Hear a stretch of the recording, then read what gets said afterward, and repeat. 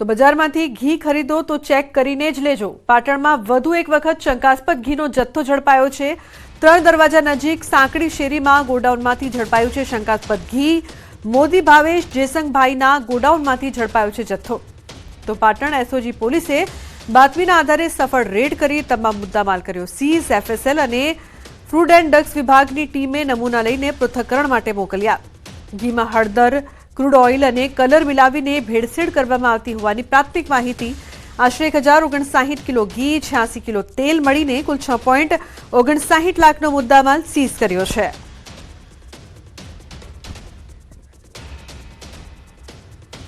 Rajkot mayor Nayanaben પેઢડિયાનો U turn, કહ્યું fire officer Amit દવેએ લેખિતમાં પોતાની ભૂલ સ્વીકારી। અમારી વચ્ચે કોઈ મનદુખ નથી। વધુમાં કહ્યું કે પાટીદાર સમાજ સાથે મારા આ મુદ્દાને જોડવામાં ન આવે। પાટીદાર સમાજ મોટો સમાજ છે અને સમજો સમાજ છે। પાટીદાર સમાજમાંથી છું એટલા માટે પાર્ટીએ મને મેયરનું પદ આપ્યું છે। આ મુદ્દામાં પાટીદાર સમાજને ગેરમાર્ગે દોરવામાં આવી રહ્યો છે।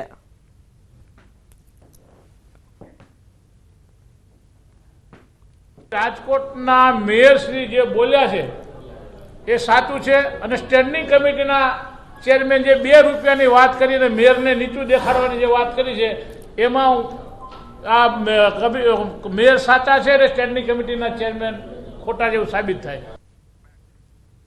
તો હવે વાત સ્થાનિક સ્વરાજની ચૂંટણીના જંગની।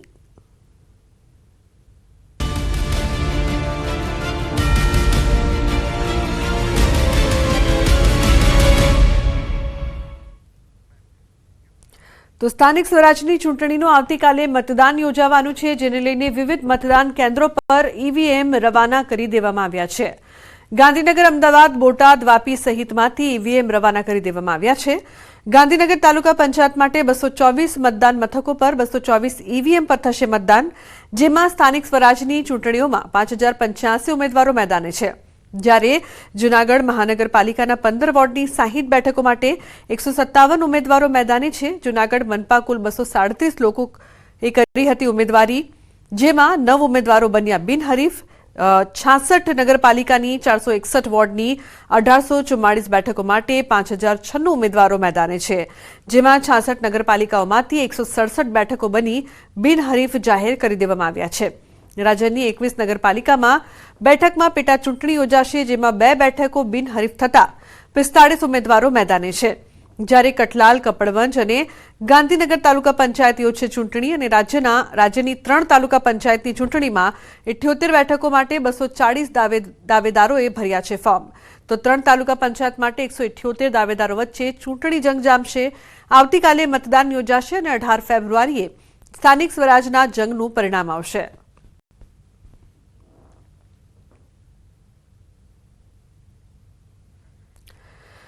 તો ધોરાજીમાં પક્ષ વિરોધી પ્રવૃત્તિ કરવા બદલ ભાજપે 3 કાર્યકર્તાઓને સસ્પેન્ડ કર્યા છે। ભાજપ પાર્ટીના પ્રાથમિક સભ્ય અને હોદ્દેદારો હોવા છતાં ધોરાજી નગરપાલિકા ચૂંટણીમાં સોનલબેન બાલધાએ કોંગ્રેસમાં ઉમેદવારી કરી હતી, પરેશ પંડ્યાએ અપક્ષમાંથી ઉમેદવારી નોંધાવી હતી અને જયેશ વઘાસિયાએ પક્ષ વિરોધી કાર્યકર્તા।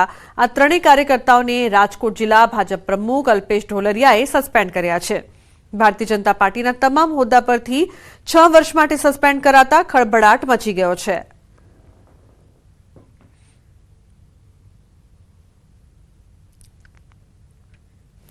તો વલસાડ જિલ્લાની 3 નગરપાલિકાની ચૂંટણીને પોલીસ એલર્ટ મોડમાં વલસાડ, પારડી અને ધરમપુરમાં ચૂંટણીલક્ષી તમામ તૈયારીઓ પૂર્ણ કરી દેવામાં આવી છે।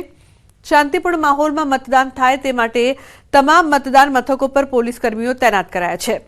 3 ડીવાયએસપી, 15 પીઆઈ, 32 પીએસઆઈ અને 750 પોલીસ જવાનો અને 1 એસઆરપીની ટુકડી ખડે પગે તૈનાત રહેશે। મતદાન પહેલા ચૂંટણી દરમિયાન રૂકાવટ પેદા કરી શકે તેવા 601 લોકો સામે પોલીસે અટકાયતી પગલાં લીધા છે। વધુમાં પોલીસે 3.71 કરોડનો વિદેશી દારૂ પણ ઝડપ્યો છે। જિલ્લામાં ચૂંટણીની પ્રક્રિયા શાંતિપૂર્ણ રીતે અને ન્યાયપૂર્ણ થાય એના માટે કુલ 601 ઇસમો વિરુદ્ધ અટકાયતી પગલાં લેવામાં આવેલા છે। એમાં પુરોહિત તાણુના 194 જેટલા અટકાયતી પગલાંનો સમાવેશ થાય છે। આ ઉપરાંત જિલ્લા કલેક્ટર સાહેબના માર્ગદર્શન હેઠળ 7 ઇસમો વિરુદ્ધ તડીપાર અને 6 ઇસમોને પાસા હેઠળ જેલ હવાલે કરવામાં આવે છે।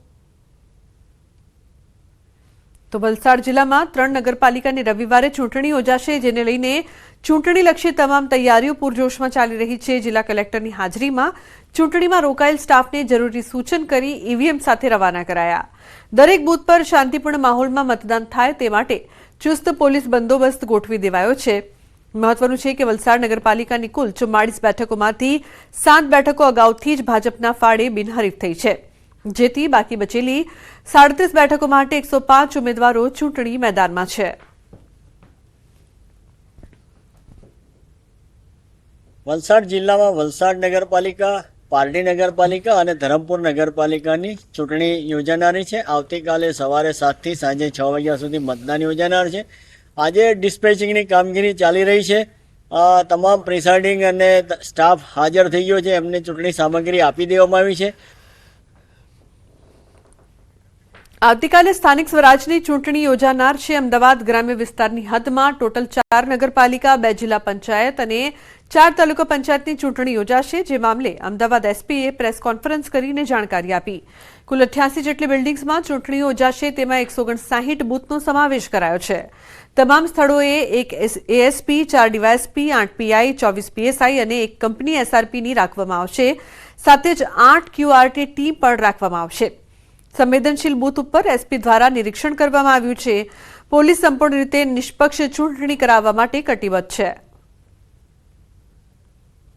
અમદાવાદ ગ્રામ્ય વિસ્તારની હદમાં ટોટલ 4 નગરપાલિકા, 2 જિલ્લા પંચાયત અને 4 તાલુકા પંચાયતની સીટ ઉપર ચૂંટણી યોજનાર છે. ઓર આ જે ઇલેક્શન જે છે ટોટલ 88 બિલ્ડિંગમાં યોજનાર છે અને 149 બૂથનો એમાં સમાવેશ થાય છે. આ તમામ જગ્યા જે છે વ્યવસ્થિત બંદોબસ્ત રાખવામાં આવેલ છે. આ બંદોબસ્તમાં ટોટલ 1 એએસપી અને 3 ડીવાયએસપી, 8 પીઆઈ, 24 પીએસઆઈ, 434 પોલીસ અને 305 હોમગાર્ડ અને 1 કંપની એસઆરપીની છે.